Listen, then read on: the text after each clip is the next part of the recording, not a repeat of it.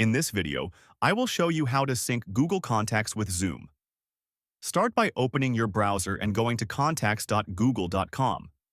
Once you're on the Google Contacts dashboard, go to the top part of your screen, then click on Export button. An option for exporting will then show. In here, select CSV, preferably Google CSV, then export it. It will then automatically be downloaded to your computer. Then in your browser, open another tab and search for Zoom and open it. Sign in to your Zoom account.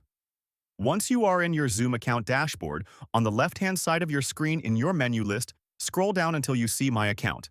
Then click on Personal Contacts. It will open another options menu. It will then redirect you to your personal contacts board. Then click on Import from CSV file. A pop-up will then show. From the pop-up, click on Select a CSV file. Then browse and select the file of your contacts, then upload it. The system will process the file, and you will now see the list of your contacts successfully transferred into Zoom. And that's how to sync Google Contacts with Zoom.